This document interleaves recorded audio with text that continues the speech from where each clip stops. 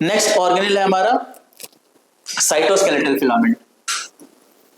मैंने पहली वीडियो में बताया था कि साइटोस्केलेटन का काम क्या होता है, हमारे सेल मेम्ब्रेन को स्ट्रेंथ प्रोवाइड करना, सेल मेम्ब्रेन को स्ट्रेंथ प्रोवाइड करना।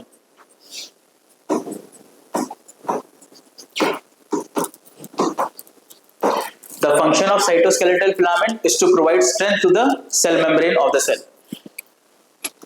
It is a cellular organelle that is present throughout the cytoplasm. हमारे साइटोप्लाज्म के अंदर पूरा फैला होता है। Next, it provides strength to cell and determines shape of the cell. हमारे सेल को स्ट्रेंथ प्रोवाइड करता है और उसकी शेप को डिटरमाइन करता है। It consists of 3 major proteins compound. अब हमारे साइटोस्केलेटल के अंदर मेन 3 कंपाउंड्स होते हैं, microtubules, intermediate filament and microfilament. जो सबसे थिक होता है वो हमारा माइक्रोट्यूब्यूल होता है, सबसे थिक होता है। Next, intermediate filament most abundant होता है, सबसे ज्यादा प्रेजेंट होता है। नेक्स्ट, जो माइक्रोफिलामेंट है वो सबसे थिन होता है। इसकी साइज के अकॉर्डिंग ही इसको यहाँ पे मेंशन किया गया है। सबसे साइज में सबसे बड़ा माइक्रोट्यूब्यूल है, लेकिन सबसे बड़ा तो है लेकिन सबसे ज्यादा नहीं है। सबसे ज्यादा कौन है? Intermediate filament. Intermediate filament is the most abundant cytoskeletal filament that is present within the cell. Next, सबसे थिन कौन सा होता है? माइक्रोफिलामेंट।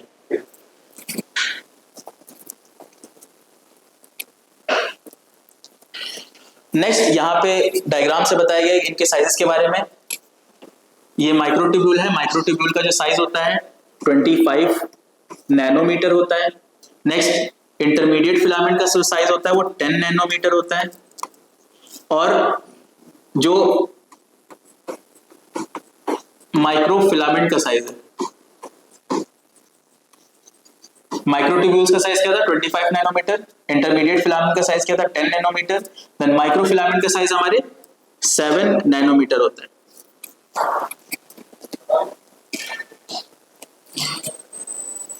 नेक्स्ट हमारा ऑर्गेनेल है सेंट्रियोल्स।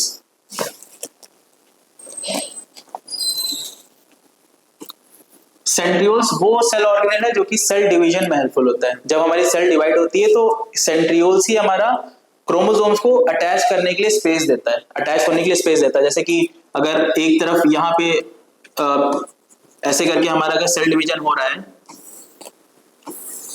जैसे कि आपने पढ़ा होगा, तो हमारा क्रोमोसोम्स इस तरीके से यहाँ पे मिडल में अटैच होते हैं। और ये जो क्रोमोसोम्स अटैच्ड हैं, जिन फाइबर्स पे अटैच्ड हैं, ये जो फाइबर्स यहाँ पे बने हुए हैं, यही हमारे सेंट्रियोल्स होते हैं। सेंट्रियोल्स ही हमारे स्पिंडल फाइबर का फॉर्मेशन करता है। Centrioles are the pair of minute cylindrical organelles near the nucleus of animal cell involved in the development of spindle fiber in cell division। जैसा कि मैंने बताया कि सेंट्रियोल्स वो स्ट्रक्चर हैं जो कि न्यूक्लियस के पास प्रेजेंट हैं और ये हमारे सेल डिवीजन के दौरान स्पिंडल फाइबर के फॉर्मेशन को हेल्प करते हैं, के फॉर्मेशन में हेल्पफुल होते हैं।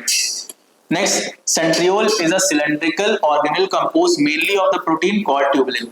जो सेंट्रियोल है वो सिलेंड्रिकल ऑर्गेनेल है जो कि बना होता है किससे? ट्यूबुलिन कंपाउंड से बना होता है। It is form due to the tubulin. Next, ये हमारा स्ट्रक्चर है सेंट्रियोल का। जब भी हमारे सेंट्रियोल्स, अगर हमारा सेंट्रियोल सिर्फ एक साथ प्रेजेंट है, मतलब कि अगर सेंट्रियोल्स इस तरीके से प्रेजेंट है, मतलब सिंगल बंच में प्रेजेंट है, तो इनको हम सेंट्रियोल्स बोलते हैं। और अगर ये क्लस्टर्स में प्रेजेंट है, मतलब दूसरा सेंट्रियोल भी इनके पास प्रेजेंट है, तो हम इनको सेंट्रोसोम्स बोलते हैं।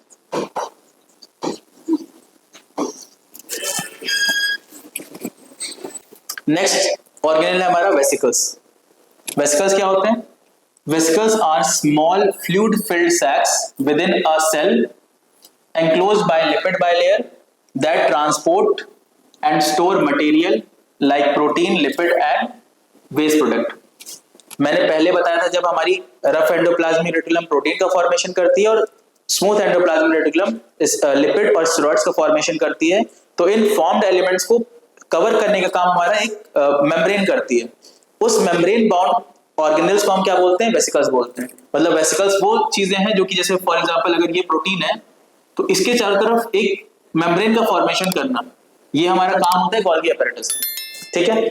और ये जो मेम्ब्रेन बाउंड पूरा स्ट्रक्चर है, इस स्ट्रक्चर को हम बोलते हैं वेसिकल्स। तो वेसिकल्स क्या है? Vesicles are small fluid filled sacs within a cell enclosed by a lipid bilayer that transport and store material like proteins that is found by rough endoplasmic reticulum, lipids and waste. Lipid is found by smooth endoplasmic reticulum. Next, they are crucial for processes. They are crucial for processes like endocytosis. What is endocytosis? Endocytosis is a process through which the cell intakes the any substance. मतलब cell के अंदर आने के process, किसी भी substance अगर cell के अंदर आता है तो उस प्रोसेस को हम लोग एंडोसाइटोसिस बोलते हैं। एंडो का मतलब क्या होता है? एंडो मींस इनसाइड,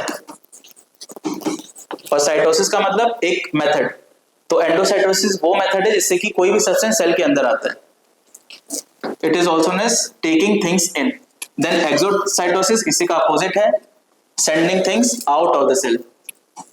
एंडोसाइटोसिस कौन सा प्रोसेस है? जिससे कि हमारा कोई भी सब्सटेंस सेल के अंदर आता है, और एक्सोसाइटोसिस कौन सा प्रोसेस है? जिससे कि कोई भी सब्सटेंस सेल के बाहर जाता है।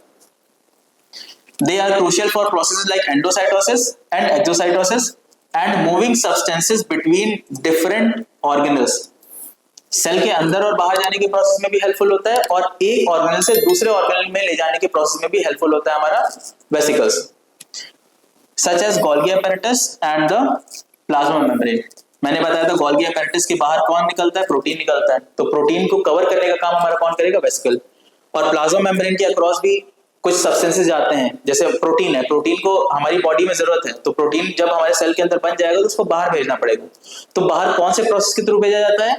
एक्सोसाइटोसिस के प्रोसेस के थ्रू भेजा जाता है। और कौन करता है इसका फंक्शन? वेसिकल्स करते हैं। वेसिकल्स ही हमारे वो चीज होते हैं जो कि इनके चारों तरफ बनते हैं, ठीक है। की टाइप्स इंक्लूड ट्रांसपोर्ट वेसिकल्स। अब इनके टाइप्स हैं। पहला टाइप कौन है? Transport vesicle. Then lysosomes for digestion and secretory vesicles for release of material. हमारे वेसिकल्स के तीन टाइप हैं। पहला है ट्रांसपोर्ट वेसिकल्स जो कि ट्रांसपोर्ट करेगा किसी भी सब्सटेंस का, लाइसोसोम्स जो कि डाइजेशन करेंगे किसी चीज का, देन सिक्रीटरी वेसिकल जो कि सब्सटेंस को रिलीज करेंगे। नेक्स्ट हमारा मेन ऑर्गेनेल है न्यूक्लियस, और न्यूक्लियस ही हमारा सबसे बिगेस्ट ऑर्गेनेल है। इसकी डिस्कवरी किसने की थी? रॉबर्ट ब्राउन ने। फर्स्ट क्लास में ये पढ़ाया गया था आपको। हमारा न्यूक्लियस सबसे बिगेस्ट सेल ऑर्गेनेल है, और इसकी डिस्कवरी रॉबर्ट ब्राउन ने करी थी। Next, the nucleus is the membrane bound organelle. It is having the membrane. The membrane is known as nuclear membrane. The nucleus is the membrane bound organelle that serves as a control center of the eukaryotic cell. Eukaryotic cell एक special type की cell होती है, मतलब classification के अंदर होता है eukaryotic and prokaryotic. तो यूकैरियोटिक सेल एक स्पेशल टाइप की सेल है जिसका न्यूक्लियस जो है किसी भी सेल का, जैसे फॉर एग्जांपल अगर ये सेल है तो इसका जो डीएनए मटेरियल है वो एक मेम्ब्रेन की चारों तरफ बाउंड होगा, न्यूक्लियस के अंदर प्रेजेंट होगा। तो यूकैरियोटिक के अंदर सेल के अंदर एक कैरेक्टरिस्टिक होता है कि न्यूक्लियर मेम्ब्रेन प्रेजेंट होती है। Nuclear membrane is present within the eukaryotic cell. It houses the cell genetic material like DNA in the form of chromosomes and regulates nearly all cellular activities including growth, metabolism and reproduction. हमारा nucleus क्या करता है? Nucleus genetic material को रहने, मतलब genetic material हमारे nucleus के अंदर रहता है, और न्यूक्लियर मटेरियल का नाम क्या है? DNA. It is a form of chromosomes that regulates nearly all cellular activities, including growth, metabolism, and reproduction. Next क्या है? The nucleus is the largest and most prominent organelle in the animal cell. मतलब nucleus सबसे largest है और सबसे ज्यादा present हमारे cell के अंदर सबसे प्रोमिनेंट फंक्शन करता है। मेन फंक्शन हमारा प्रोटीन करता है। स्ट्रक्चर ऑफ न्यूक्लियस कैसा है? The nucleus is the largest and most prominent organelle in the cells, animal cell, and is composed of several key parts. सबसे पहले न्यूक्लियर एनवेलप है। फॉर एग्जांपल अगर यहाँ पे न्यूक्लियस है तो न्यूक्लियस के चारों तरफ एक एनवेलप होगा मतलब उसको न्यूक्लियर मेम्ब्रेन, न्यूक्लियर एनवेलप को हम लोग न्यूक्लियर मेम्ब्रेन भी बोल सकते हैं, न्यूक्लियर मेम्ब्रेन है। A double membrane that encloses the genetic material and separates the nucleus from the cytoplasm. It is the continuous with the endoplasmic reticulum. Nuclear envelope एक double layered structure है जो कि हमारे न्यूक्लियोप्लाज्म को, जो हमारा fluid nucleus के अंदर प्रेजेंट है, उसको अलग करती है हमारे साइटोप्लाज्म से। And it is also having nuclear pores. अभी आगे पढ़ेंगे न्यूक्लियर पोर्स क्या होते हैं। Tiny channels that perforate the nuclear envelope and regulate the selective transport of molecules such as RNA and protein between the nucleus and the cytoplasm. Then nucleoplasm क्या होता है? Fluidy portion जो कि हमारे nucleus के अंदर प्रेजेंट है। The semi-fluid substance also called karyolymph, इसको karyolymph भी बोलते हैं, within the nuclear envelope in which the other nuclear components are suspended. मतलब न्यूक्लियोप्लाज्म वो सब्सटेंस है, वो फ्लूइडी सब्सटेंस है, सेमी फ्लूइड सब्सटेंस होता है जिसके अंदर हमारे दूसरे जितने जैसे क्रोमेटिड है, न्यूक्लियोलस है, ये सब हमारे सस्पेंडेड होते हैं न्यूक्लियोप्लाज्म के अंदर। Next, chromatin, a complex of DNA and protein primary histones that form thread-like fibers dispersed within the nucleoplasm during cell division. Chromatin condense into visible chromosomes.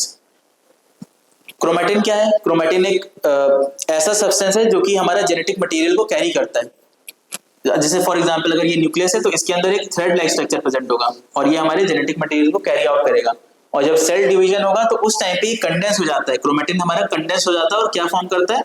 Chromosomes को फॉर्म करता है। इस तरीके के क्रोमोसोम्स होते हैं।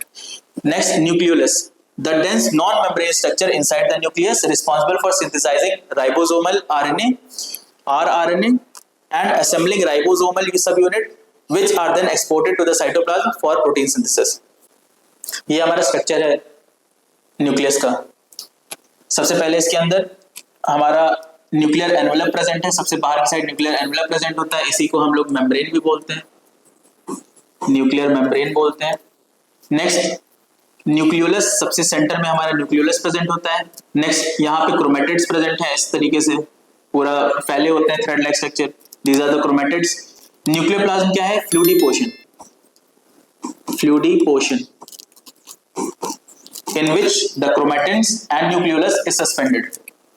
Next, इसी के बाहर के साइड इस तरीके से एंडोप्लाज्मिक रेटिकुलम अटैच्ड होगा। एंडोप्लाज्मिक रेटिकुलम के ऊपर अगर राइबोसोम्स अटैच्ड है तो उसको रफ एंडोप्लाज्मिक रेटिकुलम बोलेंगे, और अगर राइबोसोम्स नहीं अटैच्ड है तो उसको स्मूथ एंडोप्लाज्मिक रेटिकुलम बोलेंगे।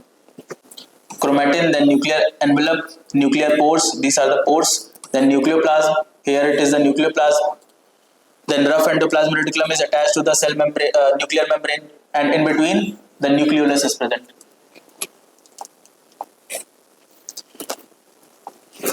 नेक्स्ट हमारा ऑर्गेनल है राइबोसोम्स। राइबोसोम्स क्या करता है हमारा? जैसे कि बताया था, it is a site of protein synthesis,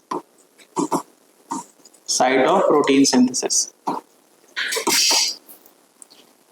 Ribosomes are molecular machines found in all living cells that functions as a site of protein synthesis. जैसा बताया था, it is a site of protein synthesis, linking amino acid in the order specified by messenger RNA. जैसा कि मैंने बताया था कि mRNA से ही प्रोटीन बनता है, mRNA के बाद ही प्रोटीन बनता है, और इस प्रोसेस को हम क्या बोलते हैं? Translation. Next, they are the complex structure made of ribosomal RNA and protein and are often called protein factories. हम इसको और क्या बोलते हैं? protein factories.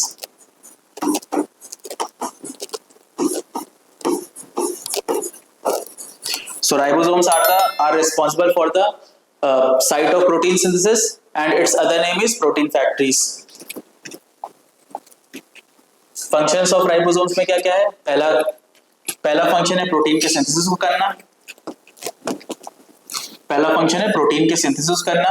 The primary function of ribosomes is protein synthesis which involve reading the genetic code from the mRNA molecule and using it to build a chain of amino acid, and if this amino acid is added with glycan or sugar, then it will known as glycoprotein.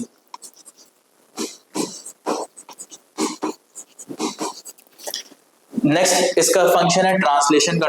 बता ही चुके हैं आप लोगों के, mRNA से जो protein बनता है उसको हम ट्रांसलेशन बोलते हैं। The process is known as translation where the genetic information is translated in the functional protein. The process of conversion of mRNA into protein units is known as translation. Next, protein factories. Protein बनता है तो इसको protein factories भी बोलते हैं. तो यहाँ पे हमारा जितना भी सेल ऑर्गेनेल्स और उनके फंक्शन के बारे में बताया गया था वो खत्म होता है. नेक्स्ट आपके लिए यहाँ पे एक क्वेश्चन है जिसे आपको कमेंट बॉक्स में लिखना है. सबसे पहला क्वेश्चन है, ribosomes are the site of. सबसे पहला क्वेश्चन है, ribosomes are the site of dash. राइबोसोम्स किस चीज का साइट होता है, मतलब किस चीज को बनाता है. नेक्स्ट क्वेश्चन है, which of the following is the functional unit of body. इसके ऑप्शंस हैं, पहला सेल, दूसरा राइबोसोम,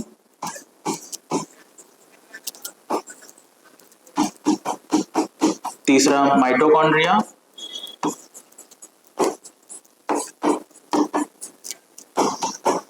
फोर्थ है हमारा गोल्गी apparatus.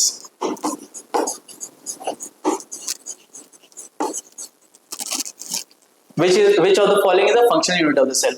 इन चारों में से आपको बताना है कि बॉडी का फंक्शनल यूनिट कौन सा है. तो यहाँ पे हमारा ये लेक्चर खत्म होता है. आप इस वीडियो को लाइक करिए, सब्सक्राइब करिए और शेयर करिए. Thank you.